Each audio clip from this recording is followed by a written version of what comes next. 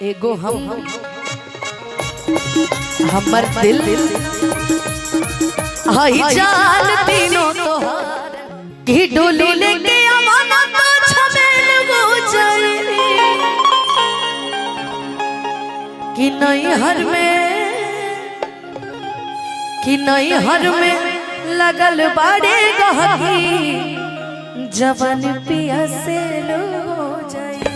ऐसे एक लड़के को एक लड़की से बहुत प्यार है। अब वो लड़का जब तक उस लड़की को नहीं देख लेता खाता पीता नहीं है।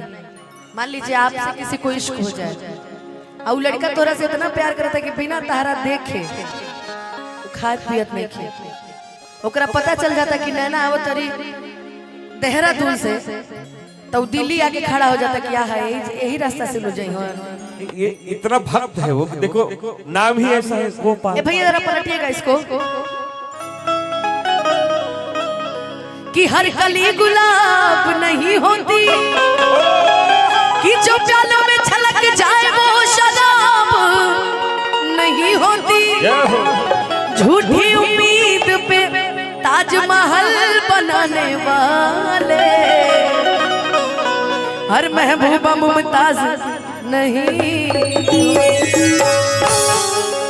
चोर बाजार से ये बुझा रहा था कि एलिजाबेथ के ड्रेसवा जो चोरी भइल रहे वो यहाँ के चोरैले रहे कि तुम दिल की धड़कन में रहती हो